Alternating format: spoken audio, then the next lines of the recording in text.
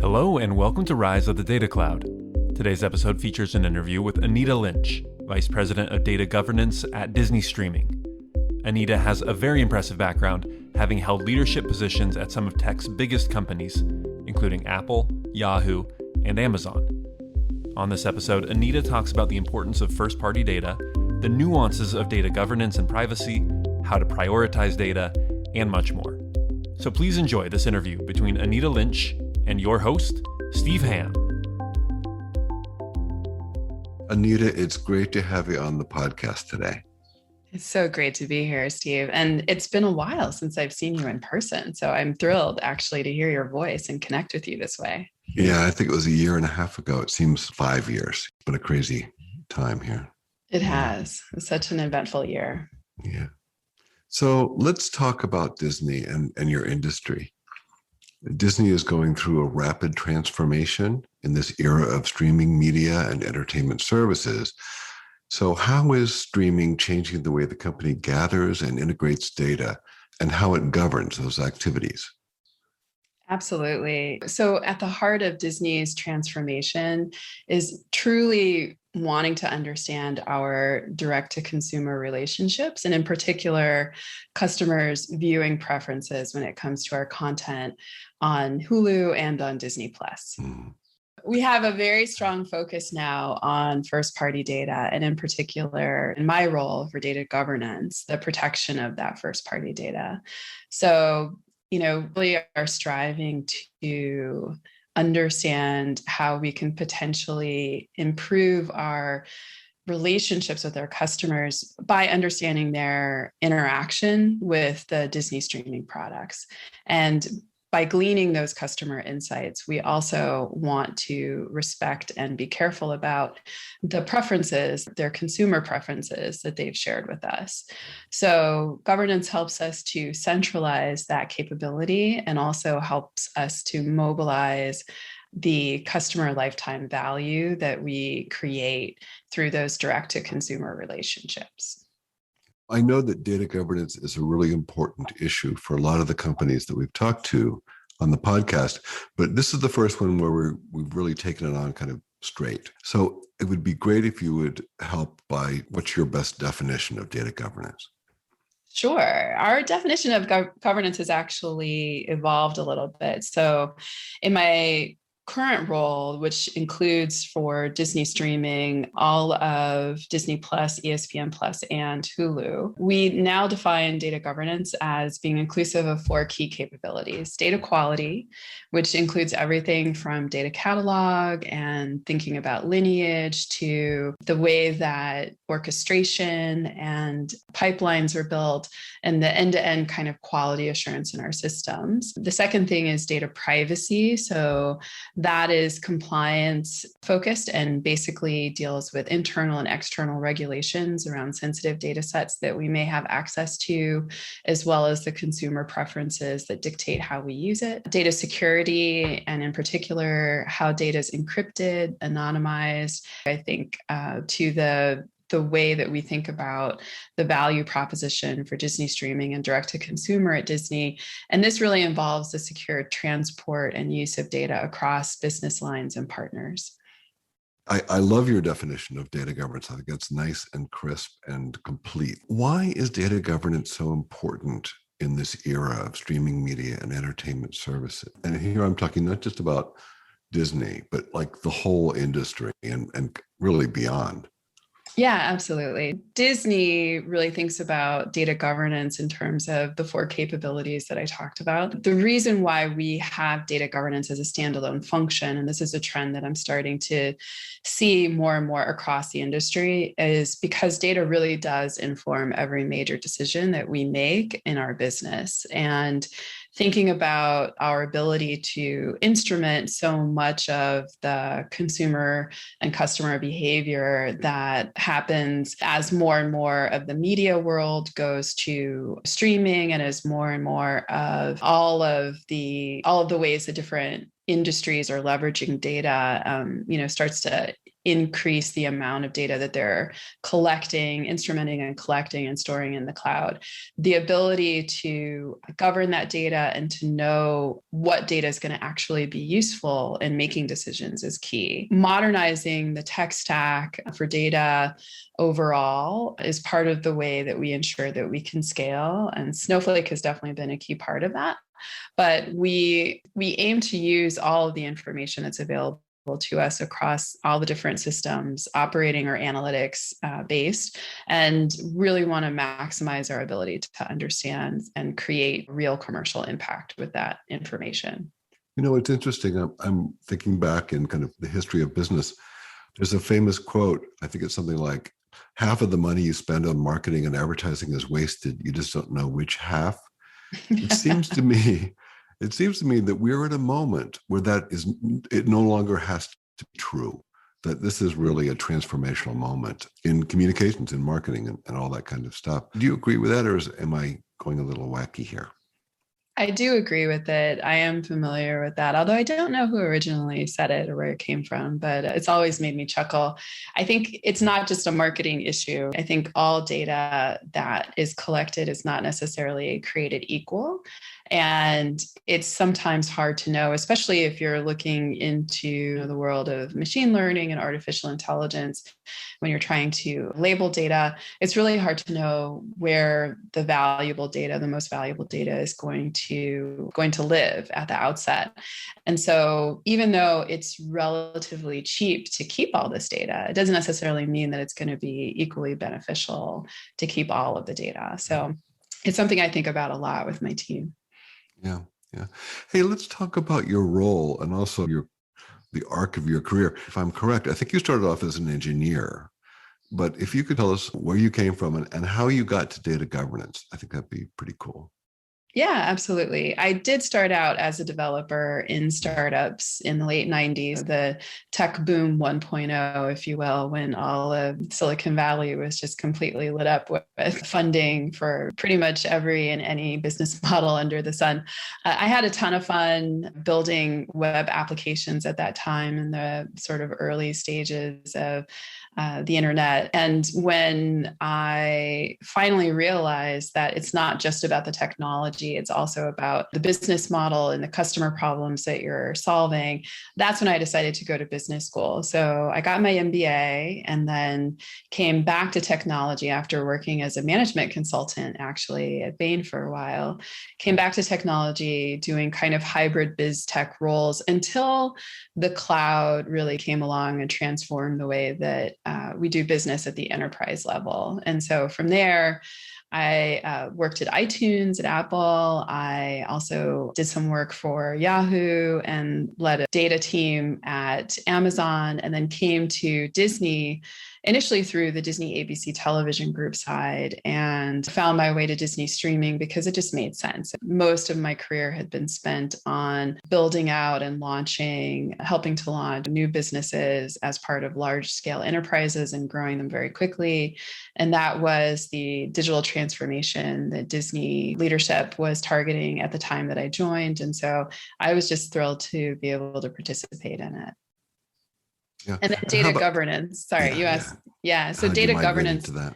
Yeah, absolutely. So data governance, as I said, historically, in my experience, had not been a separate function. It was this nebulous, kind of concept where across the data organization, everyone had a stake in it. And it was only recently that I started to see data governance as a separate function. And I was given the opportunity to lead data governance at Disney Streaming, which I thought was phenomenal. And it really crystallized the way that I could bring together business impact and technology impact and really talented, skilled data folks who were also passionate about not only helping to organize and curate the data that's going to be most useful to make business decisions, but also thinking through the overall kind of distribution and monetization and strategy around data. And so that's why I think data governance is really starting to take a foothold. Yeah. And you briefly mentioned your team. Now, do you have a person in each of those services, or how is it structured? How do you go at it? Yeah, so we actually think about the entire Disney streaming portfolio as those four key capabilities. And then I have people on my team that basically own each one of those areas. But then there are cross-functional sort of SWAT teams that we use to rotate skills around, and we partner collectively across the broader data organization for analytics and data technology, which is like our data engineering group. And we have a data product group as well. So there's a lot of partnership and collaboration that goes into governance. And in particular, I would say as a leader, I think one of the most interesting challenges about data governance is the way that we manage and wield influence without authority, because the business really wants to focus on the business questions that they are trying to answer. And it's our job to help mobilize and empower them. And some of that requires looking around corners and anticipating the types of questions that they may be asking, as well as understanding the infrastructure and some of the other sort of service level and other challenges that might occur, and making sure that we anticipate those and are partnering to make sure that those are resourced correctly as well. Yeah. Now, when we did meet about a year and a half ago, it was just before COVID started, and we had no idea what was looming. It is freaky to think back on that. But one of the things that we talked about is trust. And my sense is that in some ways you play the role of trust guardian for the company. What are the big issues involving trust and brand protection today? And how do you approach those? Yeah, it's interesting. Trust today means so much more to me from a leadership standpoint. In addition to the trust of the brand, I think when we're talking about governance now, one of the biggest challenges that I'm facing is really trying to think through for the team, how can we actually ensure that we're going to be able to continue to perform and deliver? Because the only way that we can preserve our customers' trust is actually by making sure that we're still collaborating and operating efficiently as a team. And in this kind of remote work and distributed environment, that's actually become a huge challenge. And so I've been doing a lot of reading in this area. And one really impactful work that I've come across is Sadal Neely's book called Remote Work Revolution, where she talks about trust as a learning curve that individuals and teams are on, where it's a continuum, rather than a binary, do we have trust or do we not? And so I think this framework is actually useful, for teams, as well as thinking about it from the customer perspective. Sadal is I believe she's a professor at Harvard Business School, and she's done about 20 years of research on this topic of remote work.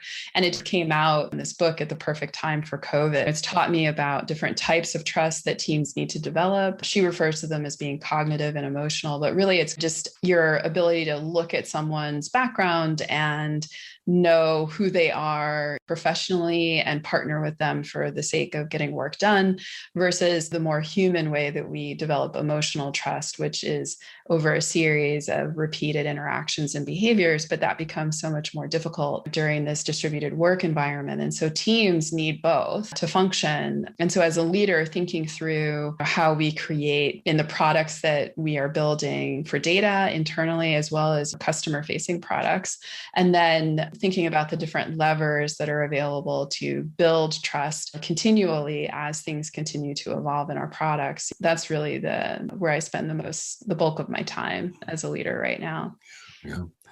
Now, in your role at Disney, you have to keep this delicate balance, it seems. You want to deliver these personalized experiences. People want those, and they want those personalized interactions with the brand, with the services. Yet you don't want them to feel like their privacy is being compromised. How do you achieve that balance, especially since for each individual, they may have a different spot where they're comfortable? Absolutely. We're always focusing on how to better understand and offer an opportunity to our customers in terms of choice and control for their viewing experience. And the the best example of this I can think of is, obviously, if you're a Star Wars fan, like I'm a huge fan of The Mandalorian, you want to make sure that if seeing an ad for The Mandalorian or getting some sort of in-app messaging around The Mandalorian, if that makes sense and enhances the experience, then that's something that we can deliver. But if someone has opted out of wanting to basically have their information used for those purposes, that they actually have a really easy to find way to do that. And so we've done both. Yeah, no, that sounds great. When and why did Disney begin moving its computing and also its data to the cloud? And what's the role of the data cloud in all this data governance thinking and structuring that you're doing? Sure. Data governance, as I said before, it delivers a lot of value for Disney streaming, and data sharing is really at the heart of how we make our decisions across the company. By moving our data to the cloud, we don't have to worry about having these multiple sources of the truth. And there was a lot of data going into the cloud prior to direct to consumer, but we became very much more strategic about it with the evolution of Disney streaming and direct to consumer. So having a single source of the truth in our data cloud is really how we're moving forward with that strategy at this time. The data is available, it's easily accessible for all of our partners, so we can trust that it's compliant and up to date. Mm-hmm. Oh, yeah, that's a really cool. It really addresses all four of your elements, doesn't it? Yeah, definitely. In a sense, it makes them simpler. Exactly. It definitely makes it simpler for everyone. Yeah. And I think above all else, our data engineering partners appreciate that capability because it lessens the amount of time that they have to spend orchestrating and organizing and building out pipelines to deliver a bunch of different data from different sources, simply because there's confusion about what the best source of data is going to be. Yeah. Hey, I want to drill down a little bit here into this point.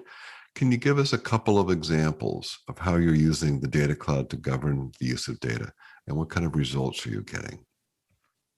Sure. So, as I said before, the data cloud allows us to have a single source of truth, but going beyond that, it's really truly like a single copy of data. So through having a single copy of the data, it enables and ensures our ability to scale and gives us a lot of flexibility in the way that we prioritize workloads. It gives us the opportunity to better support our business intelligence and analytics partners, our data science partners, our machine learning partners, and the use cases that they're continuing to evolve. They don't have to worry about sacrificing on resources or costs.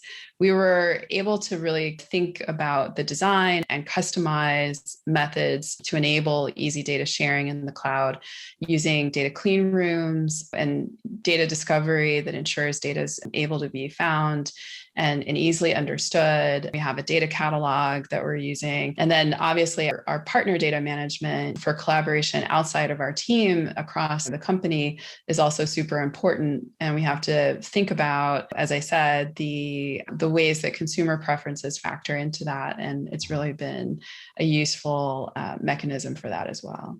Yeah. I'm not sure all of the listeners know what a data clean room is. So if you could describe that.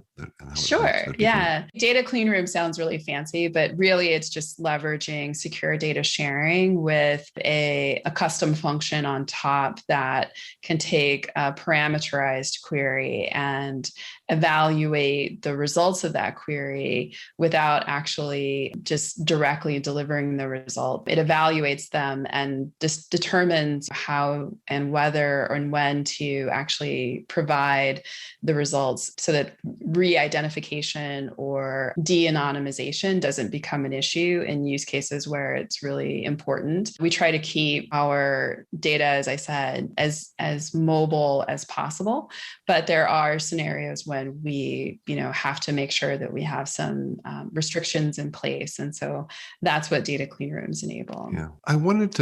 We always like to talk about like challenges and how they're overcome. Could you talk a little bit about, as the company and as your piece of it has been moving more and more computing and more data to the cloud, have you encountered any challenges in designing and managing data governance, just the nuts and bolts of it? And how have you overcome them? Yeah, absolutely. As I said before, we are capturing a tremendous amount of really rich data that we've been able to instrument for in our direct-to-consumer experiences that Disney streaming is creating, through Disney Plus in particular. But the most important challenges that we've been facing have been in the remote work environment and in working as a distributed team. So, the just kind of thinking about trust as a learning curve and the ways that individuals and teams continue to collaborate, and then the way we think about our holistic relationship with our customers in terms of building trust has really been where we've put a lot of thought leadership into how we broker that. In particular, how we think about email, video, Slack, other modes of communication fitting into people's daily routines and lives. I think it's so important to take the additional time to be curious about and understand what our customers' operating daily routines might be, their cultural context might be, and also internally for our teams collaborating together, asking directly or just maybe even through self-reflection, understanding how we are partnering together and the different ways that those experiences, the digital experiences that we're using to communicate with each other, even you and I over Zoom right now, it's different than our in-person conversation, right, Steve? So thinking through how to build trust over these digital mediums is, it can be difficult. Yeah. Yeah. It's interesting. One of my gigs is I'm involved in a global collaboration that emerged during COVID, really around using systems thinking and modeling and some AI research tools to come up with ideas about sustainability and resilience that would set the world on a better course. It's 100% virtual. Almost no one in the group, and there are hundreds of people, has ever met anyone else. Wow. And you have to rethink culture. And in some ways, accessibility, it makes it easier to see people and see their faces and talk to them, but obviously it's not the same as working in a team. So I really think there's a lot of governance of our collaborative virtual workspaces that has to take place, and I think you talked about that with the Remote Work Revolution book. So it's really fascinating. Yeah. Hey, I wondered, you talked about how data governance has really emerged in your view. You recognize that, this is a role, this is a domain. Is there a club of data governance people like yourself in your industry or broader that you're in touch with and helping to shape the thinking? Steve, if only. Hoping that there would be one. And I even tried to start one for a while on Clubhouse, but surprisingly, there really wasn't a ton of excitement about it. I think even though there are quite a few headlines that are eye-catching about this, we haven't quite gotten to the point where the average everyday person knows what data governance is as a function. They understand kind of data privacy because it's something that's coming up more and more. But I would love to start one. Do you want to start one with me? Let's do it. Well, I'm probably not the right person, but I think revolutions start with a manifesto, and I think you may be the person to write that manifesto. Let me think about it. If you write the manifesto, then people say, do we agree? Do we disagree? And it creates a discussion that could be good. Yeah, I'm not sure I'll be writing a manifesto, but what I will say is that I think that the future, you talked about the organization that you're a part of. I think the future for artificial intelligence is really thinking through how to provide these virtual assistant type capabilities to people. And we see this in movies and futuristic things all the time, where the overall kind of notion that the internet is a huge place and most of us only really interact with a very small part of it. So if you think of it as a massive opportunity to create tools like virtual assistants that can help people navigate, that space, that domain, and do so in a way that's going to position the person that they're assisting in the best way possible and protect their interests, so to speak, and help them look out for their interests. I think that's a really interesting kind of thought exercise to do around what the future is going to hold for technology. And if I were investing in this space, I think that's really an area that has caught my attention, because it's really important to have people who are thinking about this inside of different organizations like myself. Yeah. But I think it's even more important to kind of have innovators and entrepreneurs thinking about ways that they can help to develop these capabilities and really push the envelope, push things forward in that space. Yeah, we've been talking about digital assistants since, Apple Newton. Yeah. It was real, and before, there were clearly ideas before that. I mean, there was computer really on Star Trek, right? Yeah, oh, that's right. But, the funny thing is, you've really got to, if you're going to have a digital assistant who's really helpful to you, they really have to know you. They do. So that's where we get into the tricky part. Yeah. Yeah. And humans, we are a curious beast, aren't we? Yeah. So the next segment, we want to talk more about the future. So what do you think are the most important trends in data governance in the next year or so? Yeah, obviously, I think the overall industry right now is just seeing a huge wave of digital transformation and more kind of commerce coming through digital, more and more focus on the ability to deliver digital experiences due to COVID. And everyone who can is working remotely and has been doing that for some time. So at the front and center of how people think about their personal data and their understanding of their internet presence, everything from buying groceries online to tracking kids' education to managing social interactions. With all of that moving online this past year, I think sensitivity about data is becoming a bigger challenge for companies to face. And I'm glad that we have this higher kind of awareness of data and the different problems that can be created if people are not sensitive to it at all levels, and what kinds of protections need to be in place. I think that's something that we're going to continue to see focus on over the next couple of years. And in particular, data governance, there's an aspect of it that's really leading into data security and cybersecurity as well. And that's something that I'm also starting to spend more time on. Look out 5 years or more.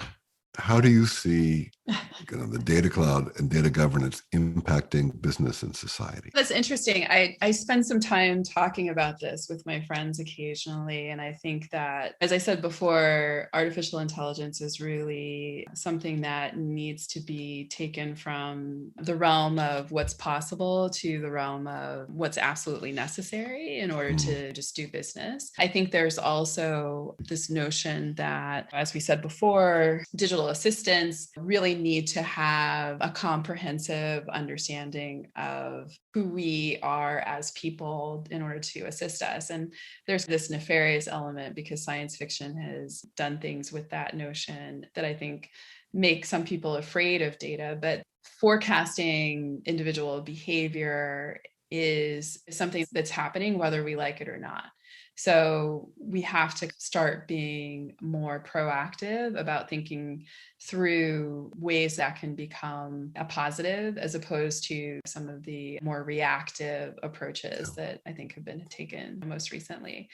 I'm also just excited to see, from an enterprise software perspective, what happens to companies like Snowflake, where they're really building capabilities that help us think through different ways to make data more effective and getting to insights more quickly. And I'm, thrilled to actually be a part of a community that's as forward-looking as it is. Right. It's interesting. When you were answering, something occurred to me, and maybe I think that was your point. The data governance issues and AI governance, which is also could be called AI ethics. Yep. Those are merging, because who's going to be acting?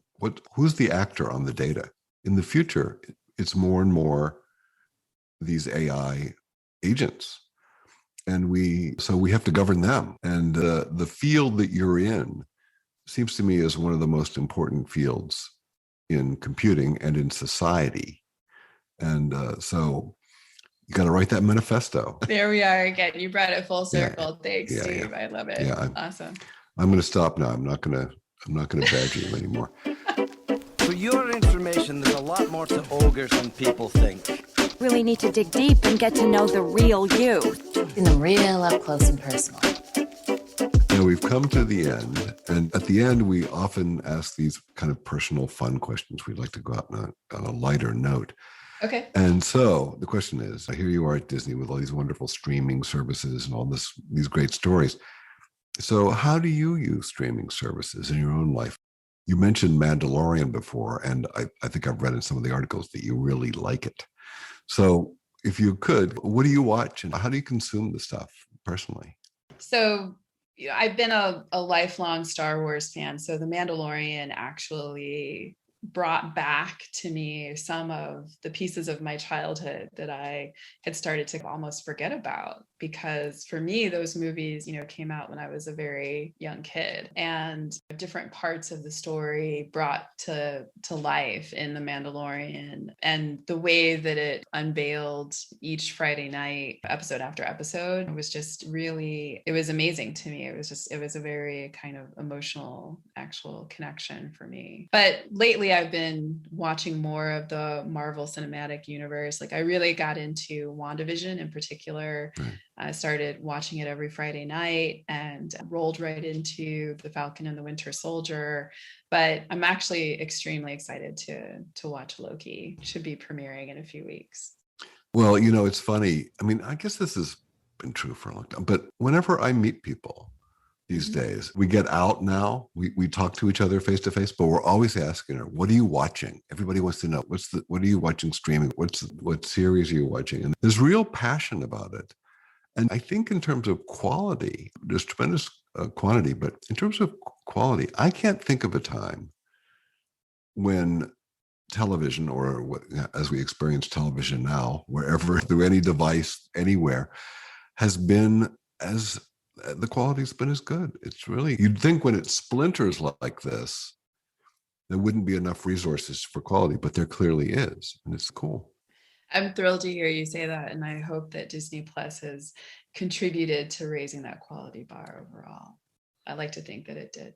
Yeah, I think so. Hey, it's been a great conversation. Nice to meet you again, at least virtually. Yeah. And I think the way you're going at data governance is really inspiring and also important, as I said. I think dividing it into those buckets, those clear buckets of quality, privacy, security, and sharing, I think really it's good for your company, and I think it's good for your customers. And I think it would be really good if everybody did that and really put somebody in that role. I think we need people like you all through business. So hopefully that'll happen. Thank you. It's been a pleasure talking to you today.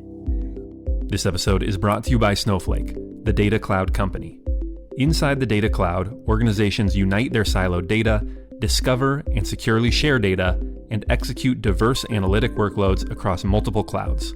Learn more at snowflake.com/podcast.